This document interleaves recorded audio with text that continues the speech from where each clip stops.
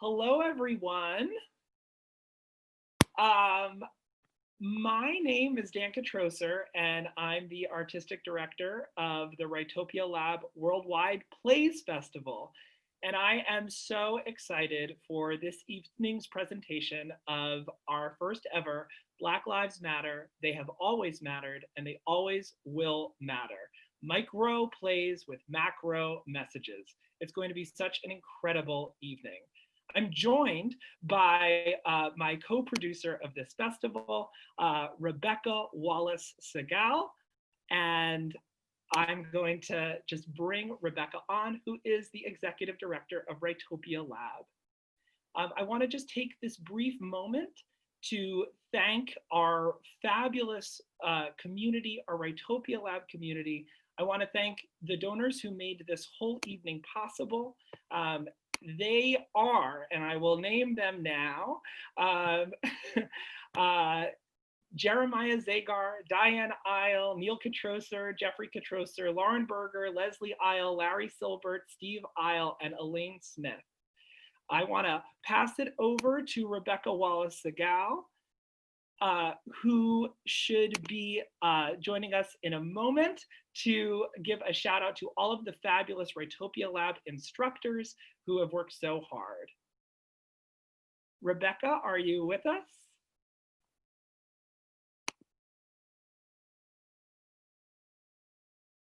All right, she says she is here, but she does not know how to come on camera. Hi. There you are. Hi, everybody. So thank you for unmuting me. Hi, world. Welcome. We're so. And we just lost Rebecca. Don't worry, we are not the tech team behind this show. Rebecca. Here's a panelist.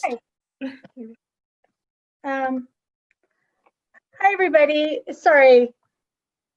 I don't know why it wasn't working, but we're so honored and moved to have had such an incredible response to our kids' journey through their Black Lives Matter playwriting experience. And in just 2 weeks, Dan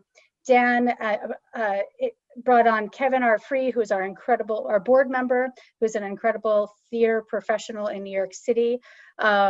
And invited Kevin to come on board and to envision something profound and empowering for our students during this painful yet hopefully hopeful time.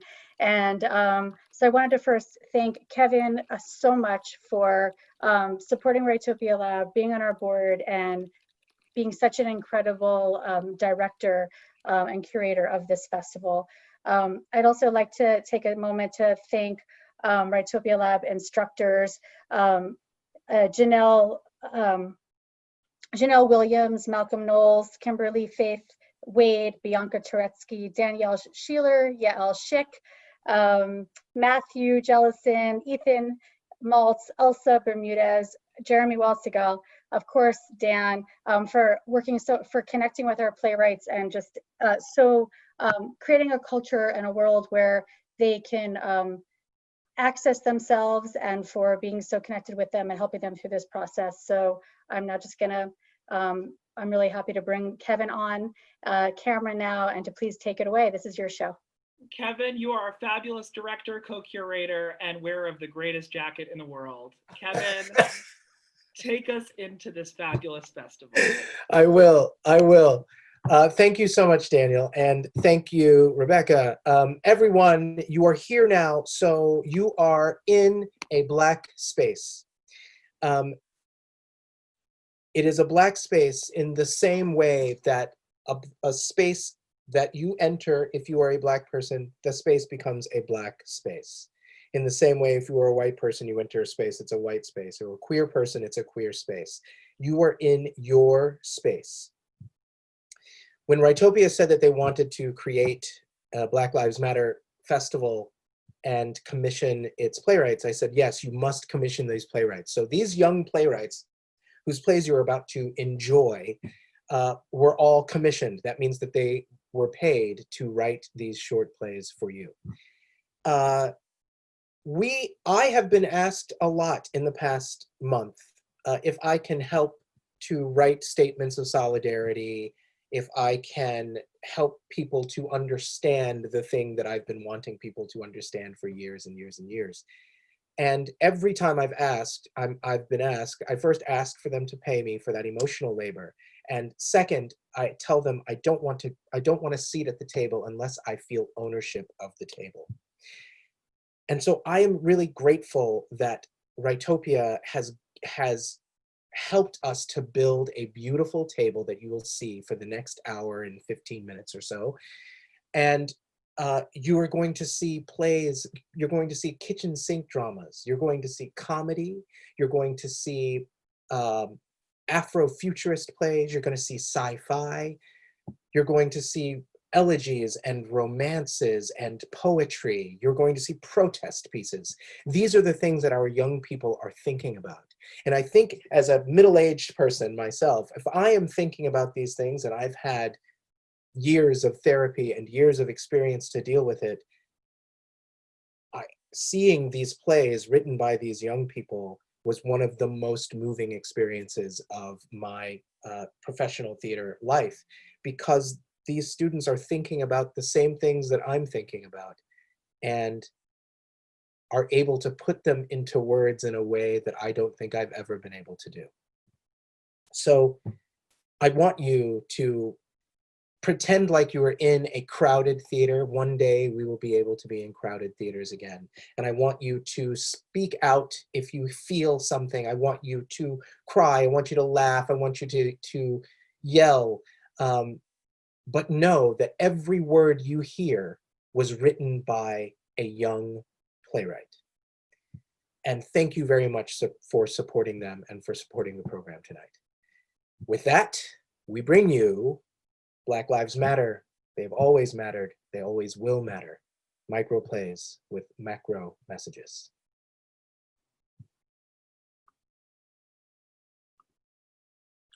Fists in the air, skin black like our hair. What they don't have, they take like it's theirs. Bullets in our bodies, blood in their hands. Mugshots not taken, and they walk like it's fair. Our anger is all consuming. It's not okay because justice isn't looming. My heart hurts when our heads are pushed into the ground and no change has been coming around. From Georgia to Minnesota and all around the world, people are marching because our voices must be heard. All lives do matter. We're not saying that they don't, but all lives won't matter because Black lives still won't.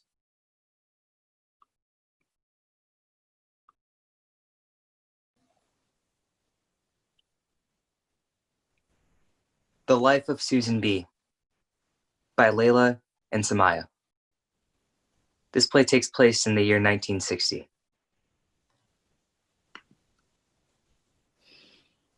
Mama, why do I have to go to a new school? I was doing perfectly fine in my old one. This is a better opportunity for you. You can experience things that me and your father never got to. Okay, I guess so. But what if the kids don't like me? Who wouldn't like someone as kind as you?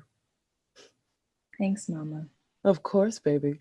Now hurry up and eat your breakfast so we won't be late for your first day. Okay, I'll be right back. 5 minutes later. Bye, Dad. Bye, Michael and Chiara. Bye, baby. Bye, sis. Come on. Let's go, Susan.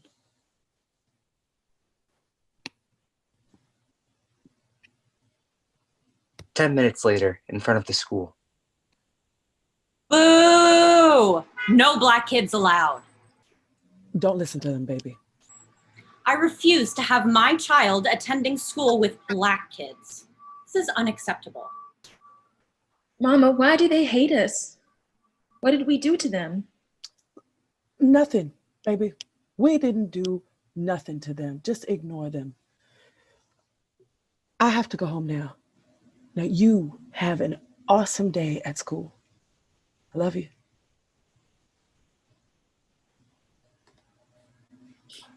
Hi, Susan. I'm your teacher, Miss Flicker, and these are your classmates. Go take a seat anywhere you like, Susan. Susan looks around her classroom and observes that the black kids are on one side and the white kids are on the other. Susan takes a seat next to one of the black girls in her class named Nina. Susan waves and Nina waves back. Why does your hair look like that? And why is your skin that color? Ew, it's not pretty like mine. That is very disrespectful. Go sit in the corner.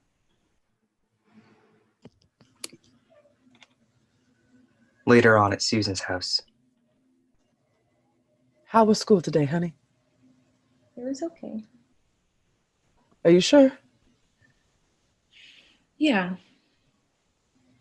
I know when you're lying. I'm your mother.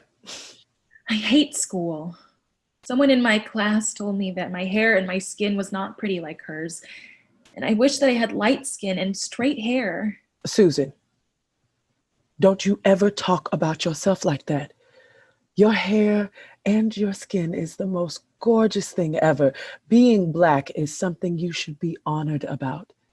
You are beautiful the way that you are, and you don't let anyone tell you otherwise.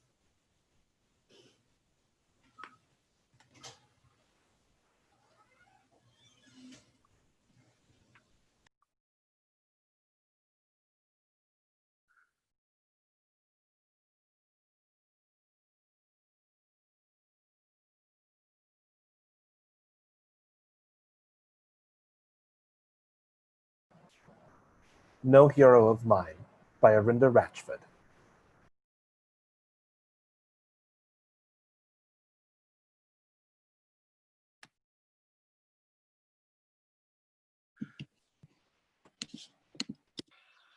Are you guys going to the Spring Music Festival? I'm singing. I'm singing too. I would go, but I have to clean my house. Nice one. I would, but I'm babysitting my brothers. Guys, guess what? What's up, kid? Check your emails. Miss Maple said that the founder of our school used to have slaves. It says that she freed them after a while, though. You're kidding, right? Oh my gosh. I go to a very private, very white Catholic school. I live in one of these shady towns in New Jersey, but it's home. And yeah, I know what you're thinking. How does she even afford to be in a private school? Well, I work hard to get where I am, and I have a loving mom who is constantly making sacrifices for me. I'm not your typical teenager. I take the train to school. I rarely go to parties, and most importantly, I'm the black friend in my group. Hey, EJ, how do you feel about this? I wish the founder didn't have slaves in the first place. That's what I wish I'd said. This is what actually happened. I guess I'd be more upset if she still had slaves when she founded the school. Why? It was such a long time ago. To be honest, I couldn't answer her. I just wanted Lou to agree with me.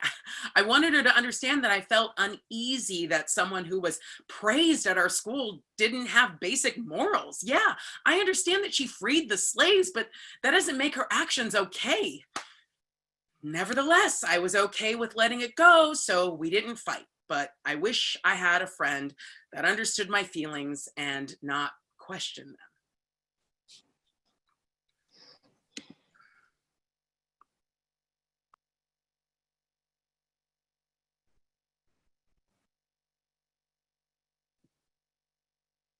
What Black Girls Are Told by Yasmin Bolden.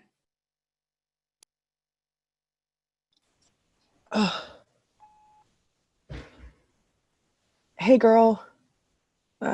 Sorry I missed your call. I forgot I had therapy this morning.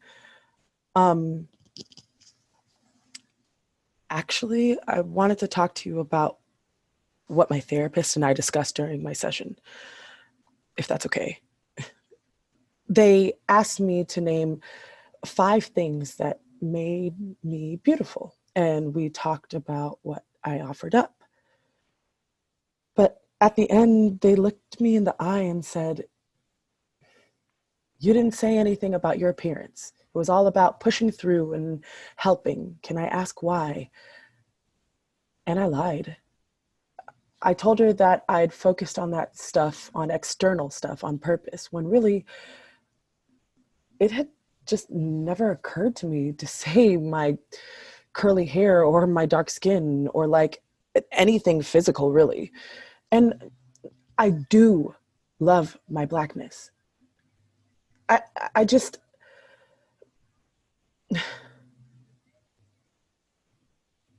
maybe I still don't love myself enough as is, you know? Which I guess doesn't make sense since I've worked so hard to make sure that I don't internalize media message, but maybe I shouldn't be hard on myself. I forget to be soft with myself sometimes. And I've worked so hard to remember I'm not some strong Black superwoman too. Anyway, it reminded me of when you said you saw your sister Keisha running around with a yellow towel on her head the other day, chanting, "I'm pretty like a princess." And I know you tell her she's pretty. My sister told me Black was beautiful growing up, but I did the same exact thing 10 years ago that Keisha's doing now. Oh, can we talk more about this? Like 3? I want to do something. I don't know what yet, but I got ideas.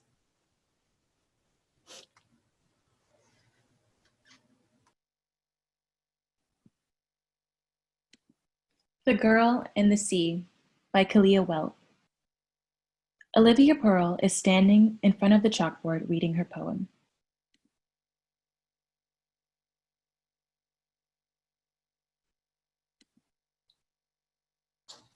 I want to go to the ocean. I love all the sea creatures.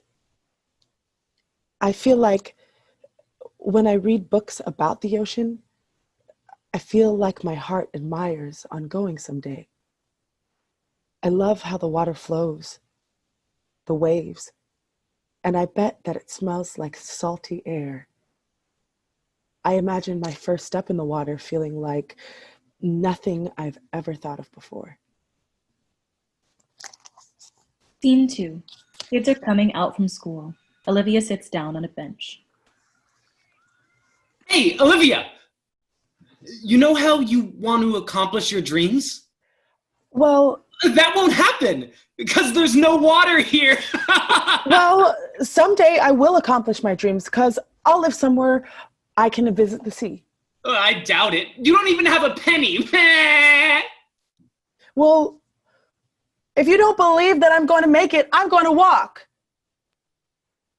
About 3 months later, Olivia Pearl arrives to her destination. Scene 3, at a beach in Florida. Olivia Pearl is walking on the sand. I'm here. I'm ready. And I did it. But what should I do now? She starts walking towards the sea. She slips off her sandals and slowly steps into the water.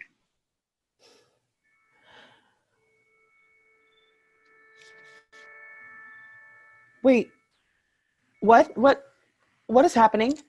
The water glows. Stingrays start making circles around her. At first, she's startled, but then she gets used to them. Hi, guys. What's your name? Oh, for heaven's sake. You guys can't even talk to me. Oh, but we can.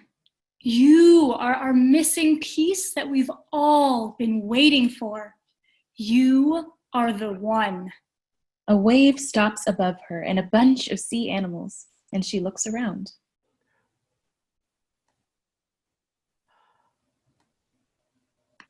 Really? You are a part of the ocean. You are a part of us, too. Well, I really feel like it. I feel like you guys guided me here. And you made it. Olivia dives into the water and becomes a real part of the ocean.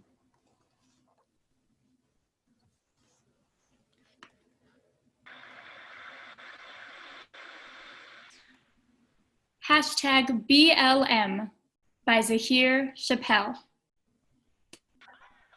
Black Lives Matter! Black Lives Matter! Black Lives Matter! Wrap this up. I'm not done. If you cared about Black lives, you would allow us to protest all night. I don't care. I've been doing this for many years, and I've never heard of people as disrespectful and rude as black people. I have a dream that my 4 little children will one day live in a nation where they will not be judged by the color of their skin, but by the content of their character. Free at last. Free at last. Thank God Almighty, we are free at last. Oh, God. I'm so sorry that I said what I said. I will never judge a person by their skin color again, but by the content of their character and their personality. I'll teach my kids the right way, not the wrong way. My family and I will join the fight for equality and anti-racism, and we will make a difference. Black Lives Matter! Black Lives Matter! Black Lives Matter!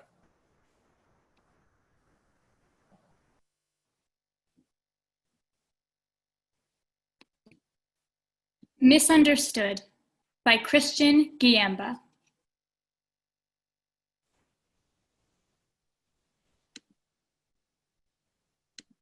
All right, Mom. Heading out for school. Yes, I left a sandwich in a bag for you on the counter. You make sure you don't forget it, okay?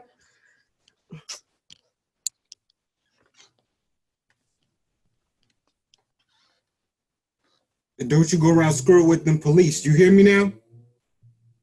All right, Dad, I get it. I'm heading out. Love you.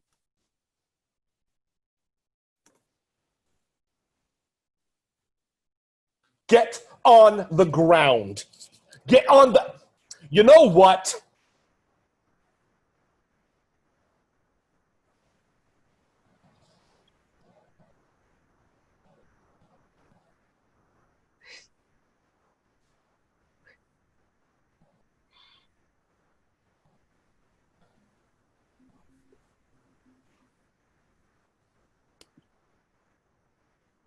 For each shot, this boy was robbed of his life, liberty, and his pursuit of happiness. Also, food for thought, did you know that African Americans only make up 13% of the population, yet they account for 51% of gun violence homicides? Wake up! No, get up, get up! Get up, wake up! Someone call 911, please! Please!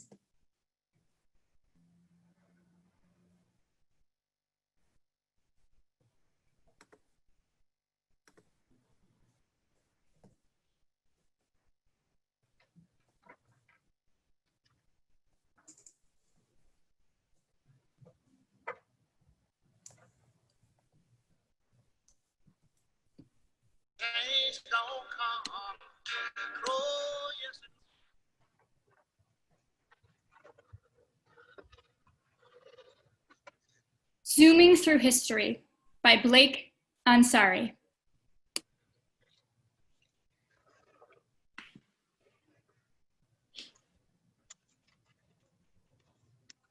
How did you do on the homework from yesterday? All right. Would be better if the teachers did not put all this work on us. I know high school is a new step from middle school, but dang.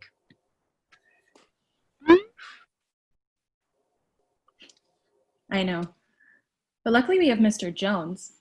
His history class is the least stressful. He gives us a reasonable amount of homework instead of overloading us. Good morning, class. Let's start. So answer this question. What happened in the events of Christopher Columbus finding America and the Pilgrims coming to this land? Christopher Columbus came here and founded this country, but Native Americans were already on this land. But when the Pilgrims arrived on the Mayflower, they invited them for a feast, which caused Thanksgiving, and then the Native Americans left the country to find new land. Actually... Then when slavery happened, Black people blamed white people for it, when really it wasn't their fault. I mean, they just wanted to make some money to keep their farms, and they couldn't do it themselves. What? Yeah, then people like Harriet Tubman got selfish and decided to help free everyone because she was too lazy to help white people. That is real racism right there. Did you just say Harriet Tubman was selfish? If anything, she is selfless. Who taught you this? My parents. If you think you know everything about racism, then what was the civil rights movement? The March on Selma or the Jim Crow laws? What were they about then? Black people being angry over slavery and racism.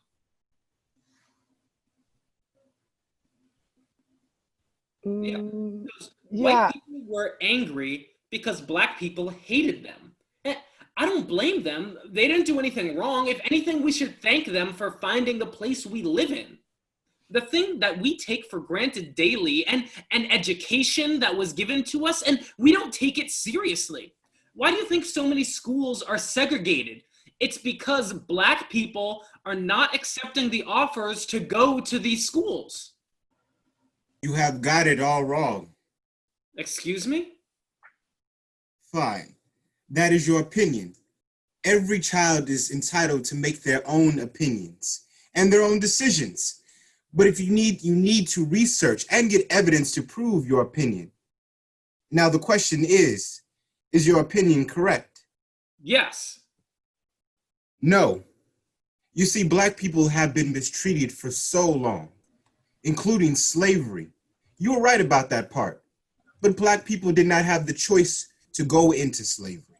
You think that if we had the chance to go into slavery, we would have accepted it. We were taken from our homes, put on a boat, shackles, and were transported to farmlands and forced to work for them. Okay, but why are people protesting like daily? I got this one. You see, racism branches into another topic. Police brutality. Police brutality has been going on for a long time, and, you know, people have had it. This has been going on for way too long, and I can say that everyone is annoyed and sick and tired. Black Lives Matter. Oh, I don't understand why so many people are saying that. All lives matter. All lives matter. They can't matter until Black Lives Matter. If you cannot make one race matter, how can you make all of them?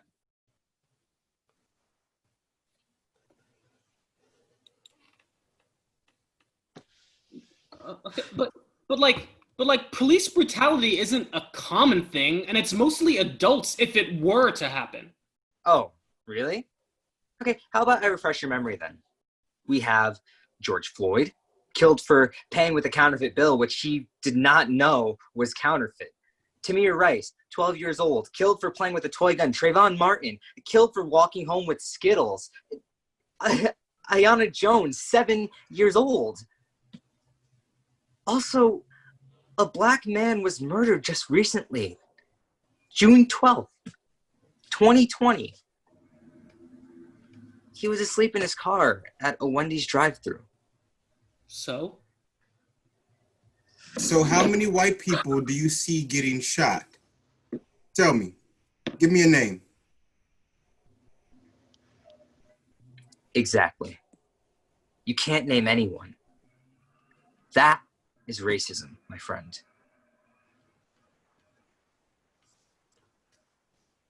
I didn't even see it that way. You see, Anderson? That's why we get so much homework. People don't always get it, and not everyone is on the same page as you. Yeah. You know, I bet I'm not the only person who didn't understand this topic. Yeah. And people suspect that all Black people are anti-racist. Not all white people are racist, and not all Black people are anti-racist.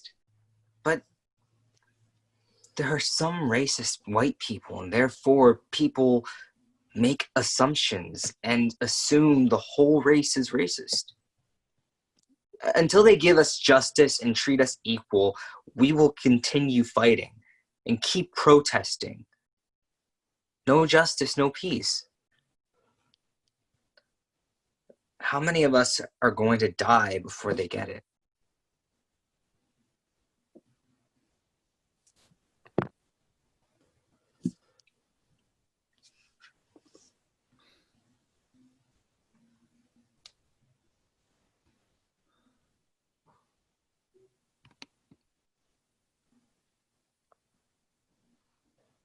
China's Play by China Brown.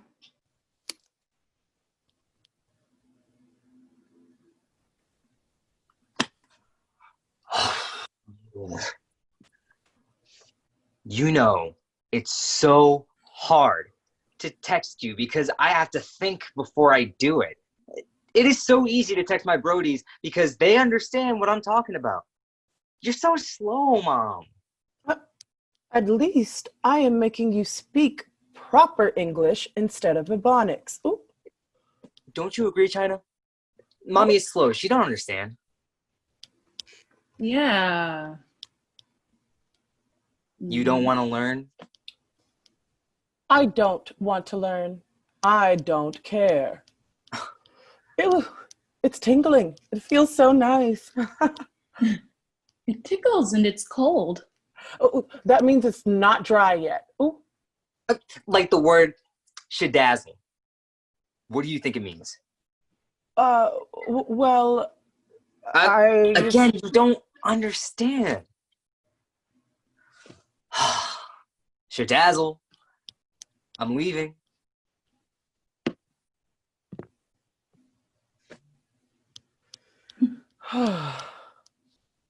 Mommy, don't worry.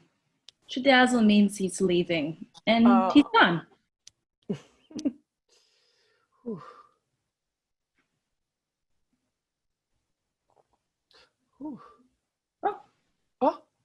I think I need to.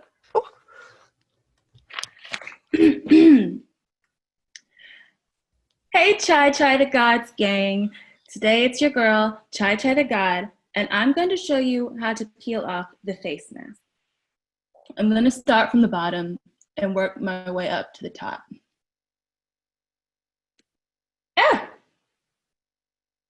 Well, that was quick. Classy, bougie, ratchet, sassy.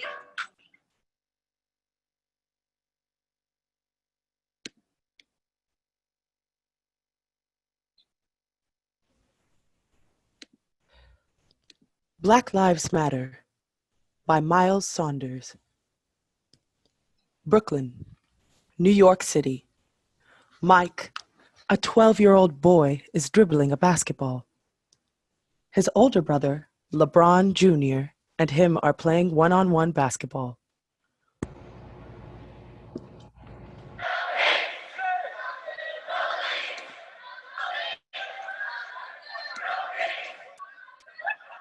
This protest is huge. I know. It's crazy that these giant protests happen because of yet another racist murder. Did you hear about that riot that's going on? Yeah, it's horrible. I think that teaches the police a lesson. I know, but people are still burning down buildings and stores and stuff. They go back to playing one-on-one. But this time, they're more aggressive. LeBron Jr. blocks Mike's shot.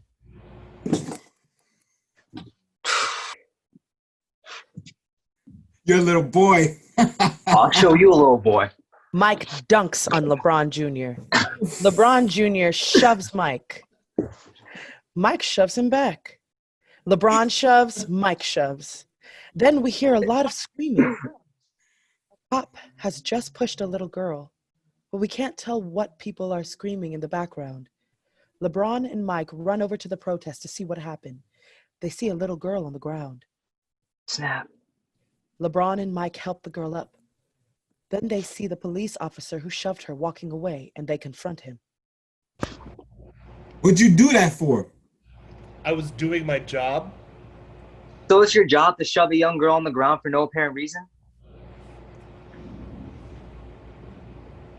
Ignorant. The police officer chases Mike and LeBron. They outrun him.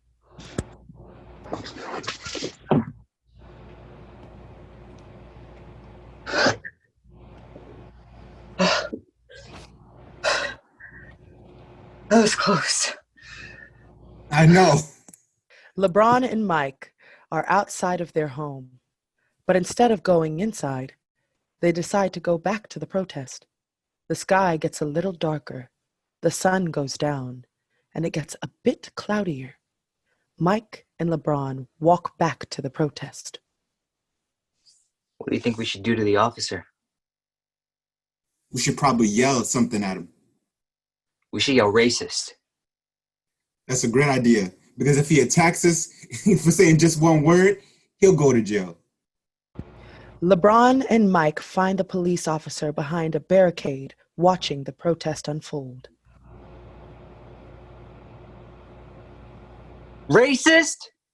Racist!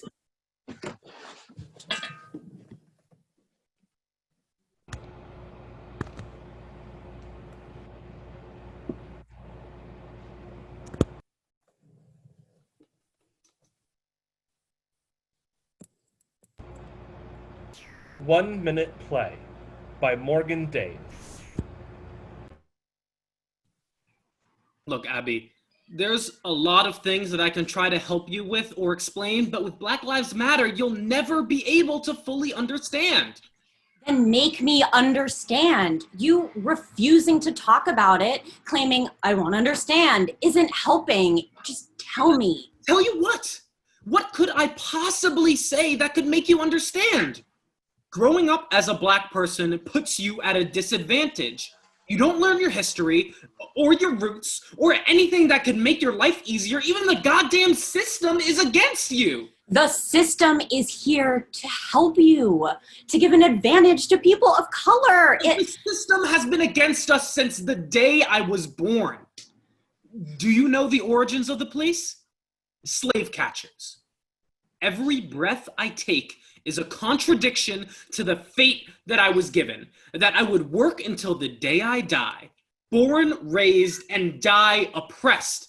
And now people are rising up and trying to fight against it. Looting and rioting won't help.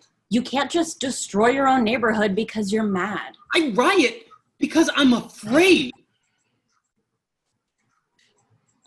To be a Black person is to have a permanent sign that says hunting season is here. Hunting season is a go.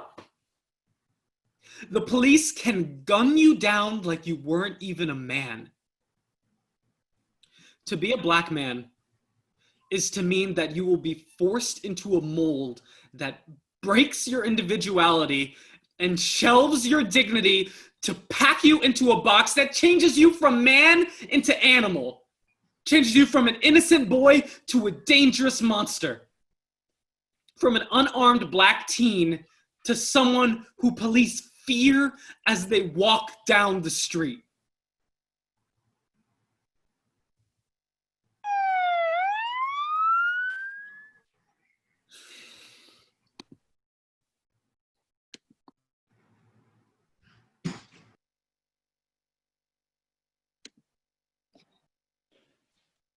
The Unfair Justice System by Emanuela Chukwumweza. I would like to bring up a witness to the stand.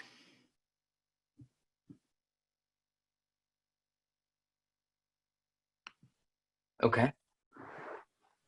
So, tell us what happened. Well, it was a Saturday, and it was the 4th of July. There was a group of teens sitting under a tree having a picnic, celebrating, just enjoying the holiday. How many were they? There are about 15 of them. Continue. It was a big group with multiple different skin tones. There were people from every continent as far as I could see. But they all got along. Not one argument broke out. They just sat there talking and eating and just enjoying each other's company. Eventually they finished eating and they start playing games. From what I heard, they were playing Truth or Dare. At this point, it was around 7 p.m. at night. The fireworks sort of started at 8. They were pretty loud, making a lot of noise, but so were a lot of other people there. 15 minutes into their game, a lady walks up to them and reprehends them for being too loud. She's fuming and she doesn't hide it either. She's screaming at the top of her lungs and the kids are just looking at her, not saying a word. After what seems like hours of her screaming at the kids, she finally left and the kids just went back to their game. This time they were a lot quieter, but they were still pretty loud, but then again, so was everyone else. Meanwhile, this lady is glaring at them. I mean, she is shooting daggers at them with her eyes, all while talking to her friends. 10 minutes go by, and the lady gets up and walks to 2 police officers that were standing next to a garbage can. They talk, and the lady points to the kids a couple of times. After the conversation, the police officers nod and approach the group of kids. One of the kids notices and screams, "Run!" So she gets up and starts sprinting. The kids see what she's running from, and they all start running. They go all in different directions, just trying to get away from the officers. Now the police officers are chasing them. More police officers arrive at the scene, and this huge chase starts. I swear this is something straight up out of Tom and Jerry. The way these kids are dodging police officers left and right, they were fit to go on American Ninja Warrior. Like, no, seriously. Sorry. Anyways, in the midst of all this chaos, I spotted a rather large black boy who had just gotten up. He stood there and looked around for a bit, and suddenly his friend came up from behind him and grabbed his hand and screamed, "Come on, let's go." So they both start running east from the police. The lady who had told the police on them points at them and shouts, look over there, they're getting away." So at that moment, there are like 25 different officers at the scene, and there are only 15 black kids, and they all look like they haven't reached the age of 16. So anyways, the woman screaming and pointing grabs the attention of the 2 police officers, who now start chasing the boys. The boy and his friend are running, and the police officers are right behind them. After about 2 minutes, the boys look behind them and then looks at his friend. He lets go of his friend's hand and stops running. He turns around and puts his hands up, and the police officers reach him. They tackle him and hold him down. Now, the boy just lays there, calm, collected, and not making a fuss of the situation. I could see him talking, but I couldn't make out what he said because it was too loud. The boys that are holding the boy down are talking into their the officers that are holding the boy down are talking into their walkie-talkies and surveying the premise. But by now, most of the teens were caught and being led to police cars. The others were still running from the police. One of them being the boy's friend, who I could now see was sneaking up behind the officer along with another boy. The police officers were completely clueless as to what was going on behind them. The boys reach these officers, and then one of them holds out 3 fingers and counts down from 3, or at least that's what I think he was doing, because I couldn't hear them. Anyways, they finish the countdown, and both boys grab the police officers from the back and hold them down. locking their hands around the officer's chest. The boy no longer has anyone holding him down, so he gets up and starts running. And one of the officers gets free, and he pulls out a gun and he shoots. Once, twice, 3 times. The boy falls to the floor, and the cement around him are now coated with his blood. And the boys who were holding on to the officers let go and run to their friend. And they are shaking him, crying, pleading with him, begging him to wake up. A couple of other people surround the kids. Some start calling the paramedics. Some check his pulse. Others try to calm the boys down. About 15 minutes later, an ambulance arrives at the scene. The parents of all the boys are there. The parents of the boys who were shot are crying, bawling their eyes out. The parents of the boys who held the kids down are trying to console their children, and the parents of the boy who was shot. In all, it was a hectic scene. And where were the officers at that point? They were talking to the parents of the boy they shot. And where were you? I was in the crowd listening in on the conversation between the paramedics and the boy's parents. What did you hear? They pronounced him dead on the scene. Thank you. That will be all. Dear jury, here we have a clear sense of white supremacy and police brutality. An innocent Black boy was brutally murdered by the one force that is supposed to protect and serve us. These officers are clearly guilty. Will that be all? Yes. The jury is now excused. 7 hours and 28 minutes later.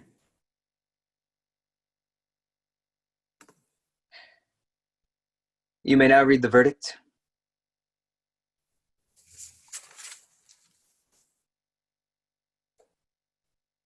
Not guilty. So say you all. Yes. In the case of Smith versus Adams, Adams is not guilty.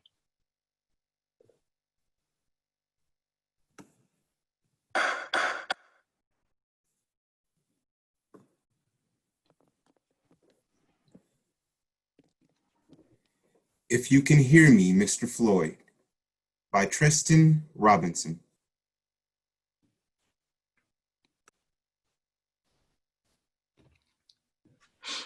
Let's go no beat this time. Bet.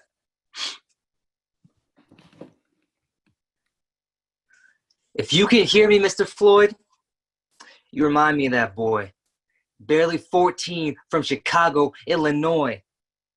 Ever since you dropped, it's been hard to drown the noise. Girl's only 6 years old, man. Now we're gonna fill the void.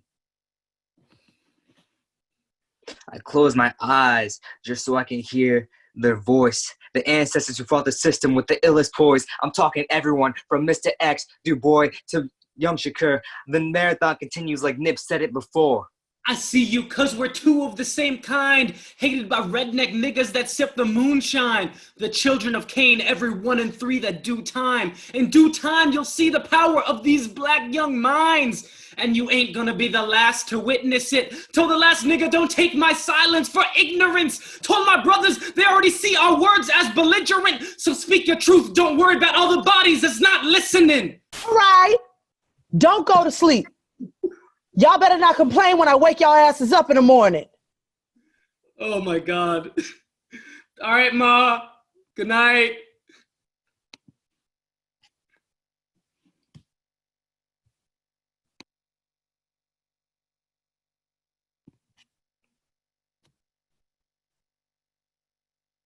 The Square Root of a Minority by Lenarcia Prescott.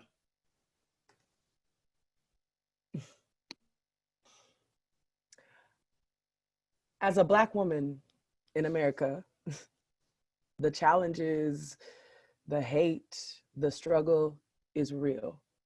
Finding comfort in others is sparse. To be understood always comes with an explanation. Being respected is not included in others' vocabularies. This is my life every day. Wow. Is that your real hair?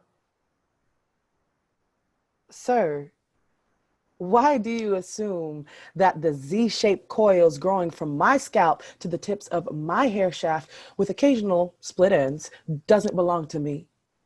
Oh, is it because you think that my hair can't grow more than 5 inches? Oh, or maybe you fail to understand the various ways in which I care for my hair. That's right, you don't get it. You, white man, don't have to section off your hair in order to thoroughly wash it clean. You, white man, don't have to struggle with single strand knots and tangles. You, white man, don't have to worry about your hair being brittle during the winter. So if you're asking me about the 30-inch Brazilian hair I wear occasionally, yes, it belongs to me. I bought it. My crown is protected, and I don't have to worry about spending an extra hour in the bathroom to style my hair. Hell, I could assure you, you won't ever ask a white woman if her hair is real. Right?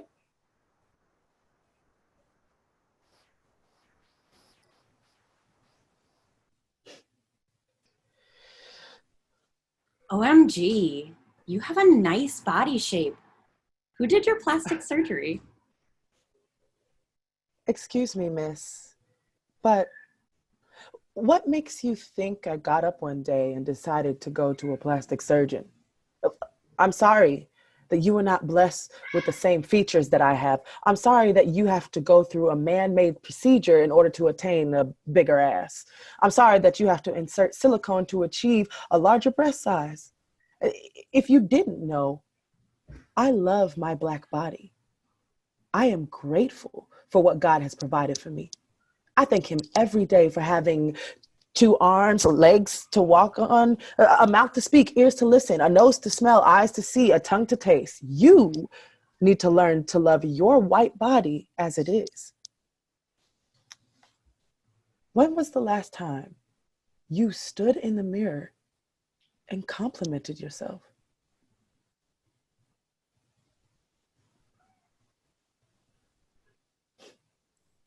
Hey, Ma. You looking gorgeous. Can I get your number? Mwah. Oh, you talking to me? Okay, let me ask you something, bro. What makes me so quote unquote gorgeous to you? Do you know who I am? What's my name? My likes, dislikes. Oh, how about my personality? Can you know off the bat my favorite food? Favorite color? What are my aspirations in life? Since I know for a fact that you can't answer any of those questions, no, you may not get my number. No, you will not stop me in the middle of the street expecting to get my digits just because you're a good-looking Black man. I know that ain't the way your mother raised you. Would you allow a random man to catcall your daughter and look her up and down like she's a piece of steak? Think about that next time you decide to open your mouth.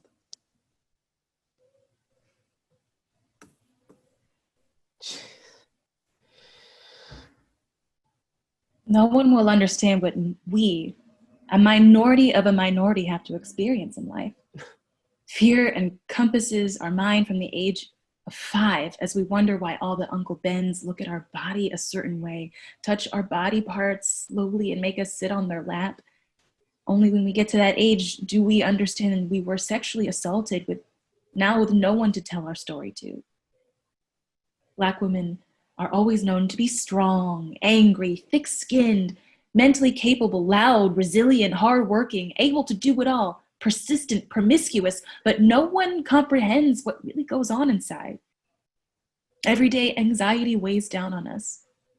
We have to keep on going and working and thriving twice as hard as anyone else to make it through, even when we feel like giving up. Sometimes we find ourselves being the first and only one to discover, to begin, to fulfill, to represent a thing that has never been done by one of us, therefore attracting the eyes of the majority. And last but not least, vicariously witnessing our skin color being thrown lifelessly through police brutality, hate crimes, daily microaggressions, as we wonder, when is it our time to go? My fellow sister, you couldn't have said it any better than that.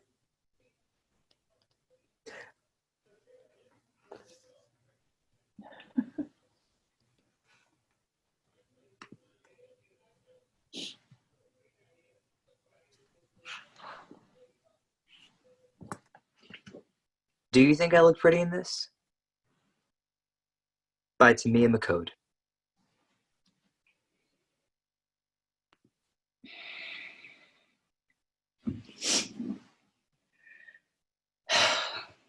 Do you think I look pretty in this?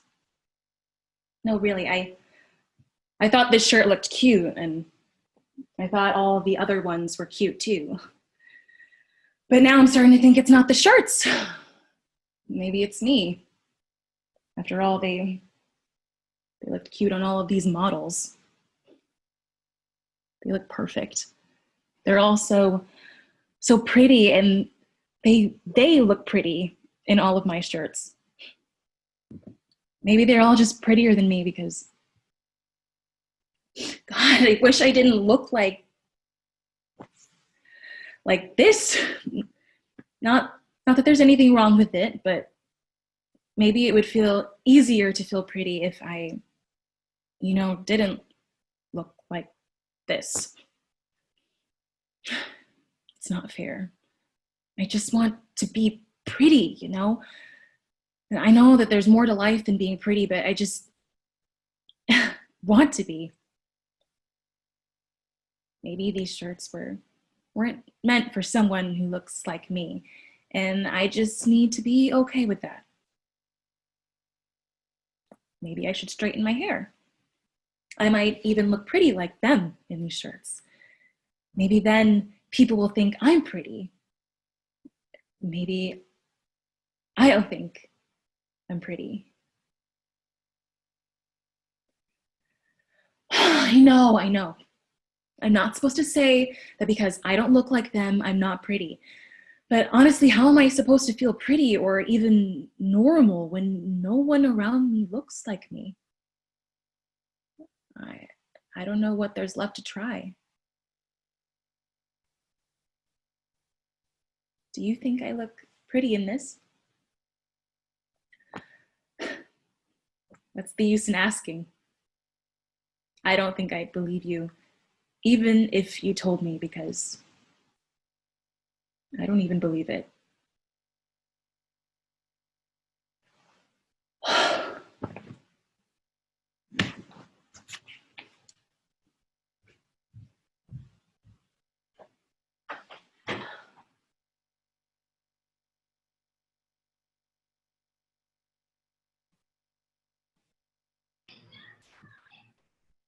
Out Loud by Zoe Donovan.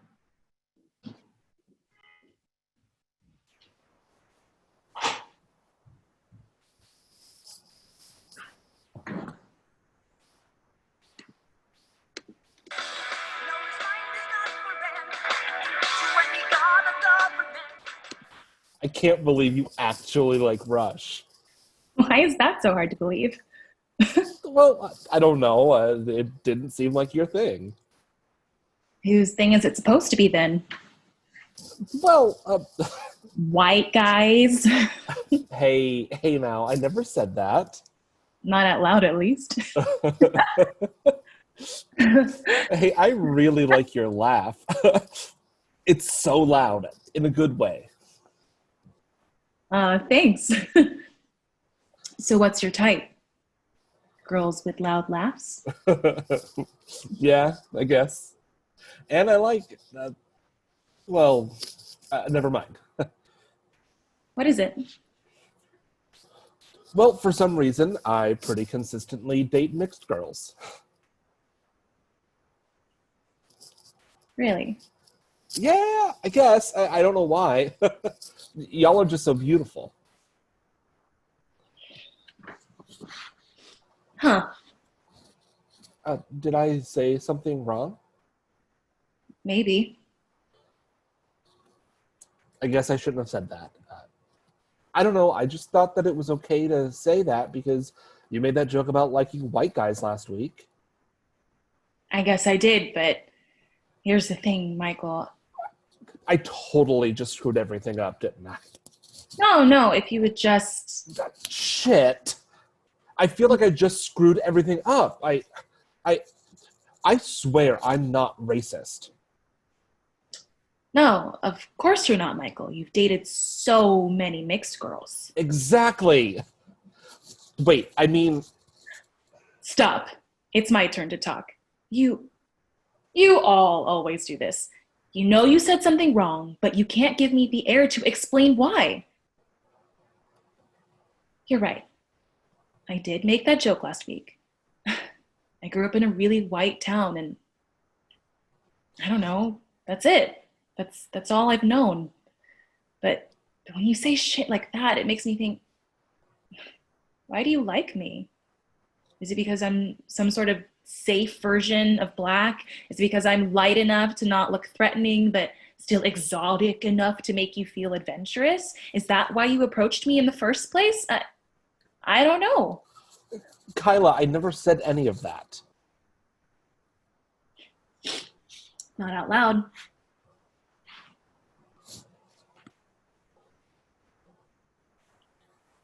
Kyla? Kyla?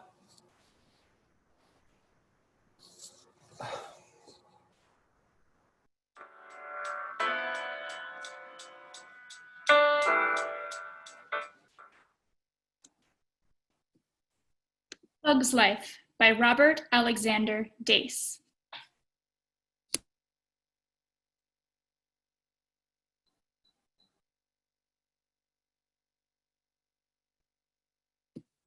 Act 1, Scene 1.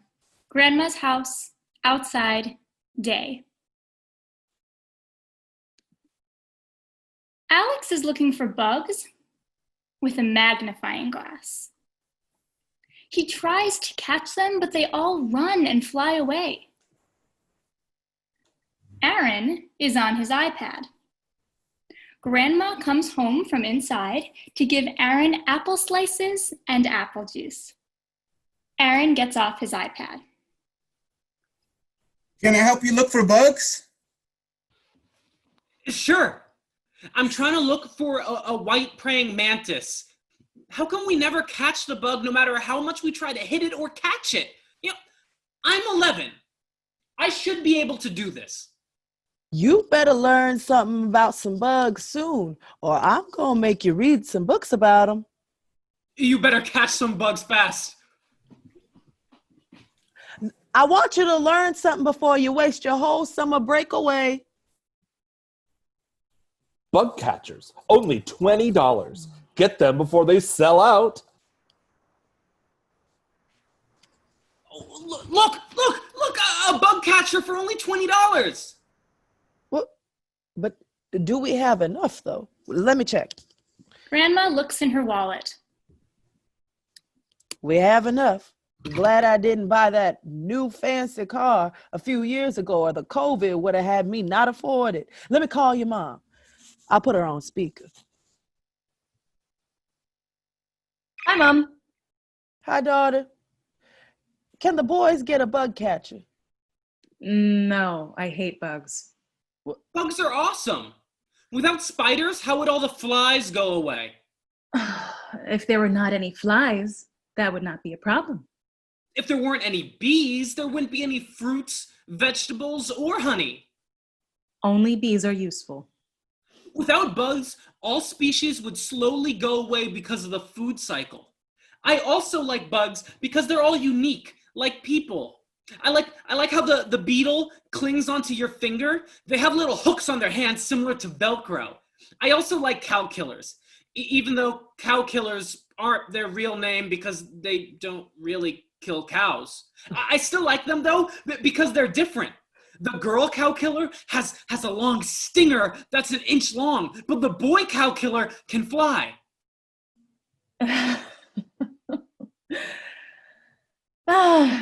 Good point. You can get it. All right. Yes.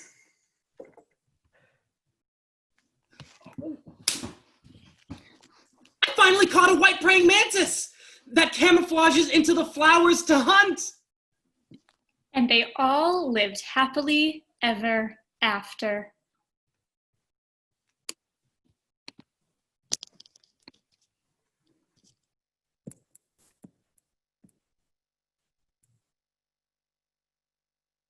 How I Know I Am African American by Alexander James.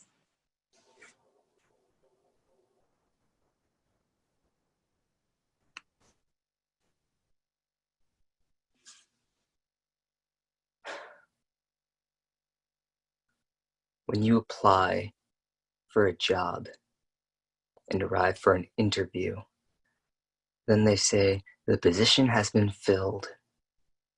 You know that you're African American. And people are shocked to see you in the lobby of your own school that you attend. You know that you're African American.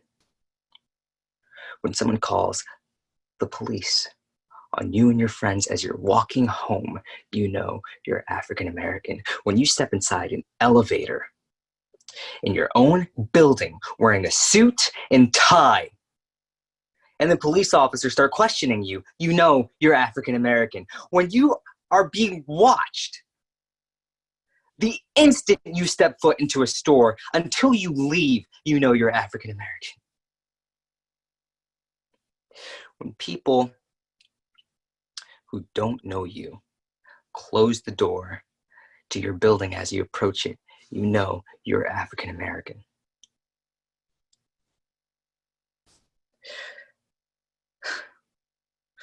When you're taught what to do when the police stop you, you know you're African American. When you're nervous around police officers, you know you're African American. When slavery is being discussed, talked about in class, and you feel everyone in the class looking at you, you know you're African American. When you get strange looks walking down certain streets in some neighborhoods, you know you're African American. When you are asked about anything concerning racism by your classmates, you know you're African American. When you are hailing a cab and an empty cab zooms right by, you know that you are African American.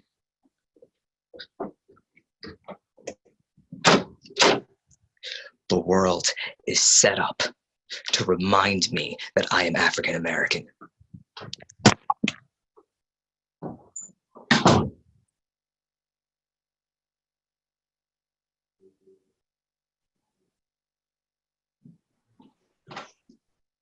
We Need to Talk About Black Women by Erica James.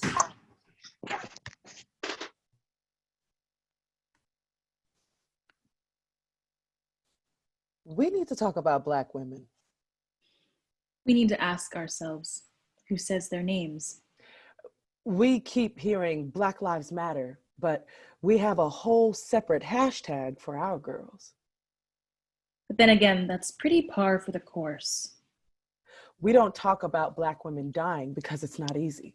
It's easy to say that the cops killed a Black man because he was a Black man, because they have been raised on images of aggressive Black men. It is harder to rationalize these things with Black women. Tanisha Anderson. Yvette Smith. Rakia Boyd. Black women exist in the national psyche as one of two things: the angry Black woman, or the kind, caring, older Black woman who treats a white person like family. There is no stereotype of Black women as being scary the same way there is for Black men. There are no viral videos of us being murdered by cops. We like to forget about this part of the problem because the caring Black woman is seared into our collective psyche. Sandra Bland. Natasha McKenna. Kendra Chapman. White feminism loves Black women. They like to raise us up high and say, look at who will save us from our worst impulses. White feminism talks about the wage gap like it's only 18 cents when it is really 38. White feminism likes to ignore the fact that racism exists because it is not a woman's problem, ignoring the fact that 53% of white women voted for Trump. Kimberly Randall King. Joyce Cornell. Rakina Jones. Hashtag Black Lives Matter is easy. You can say the problem is the police. Offer lukewarm reforms. Move on with your life. Actually supporting Black women, that's a hell of a lot harder. Hashtag say her name. Say our names. Say our names.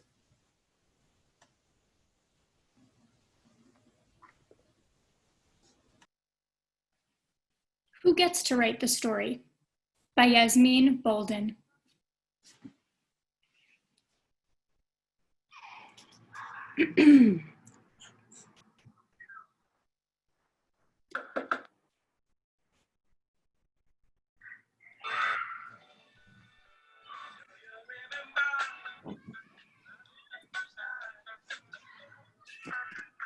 Hey, can I help you? I'm with the Northern Area Quest League, and I'm looking for the Black Witch of the Northwest Village. I was told she was hiding out right here in this house, and it's my duty as a quester to protect the village from harm. I'm the Black Witch. And I'm not hiding out. This is my house. And protect from harm, why do you assume I did something? Because you're the Black Witch?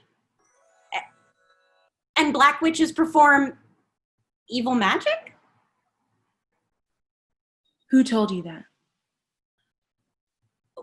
Well, I was told there was a Black Witch around here and that black stuff is the bad vibes kind of magic, you know? I'm the Black Witch because I'm Black.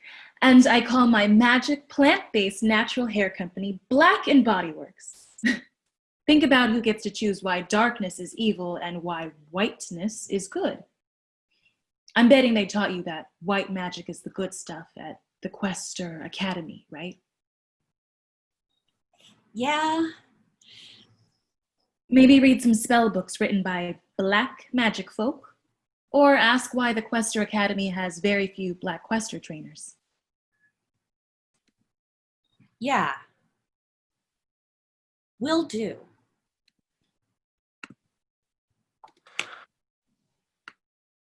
Sorry to bother you.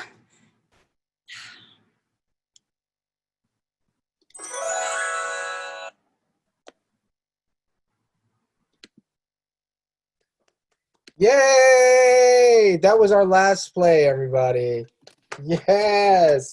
I know you are applauding at home. I'm going to introduce you to our incredible cast of actors so you know their names and you can see them on your screens.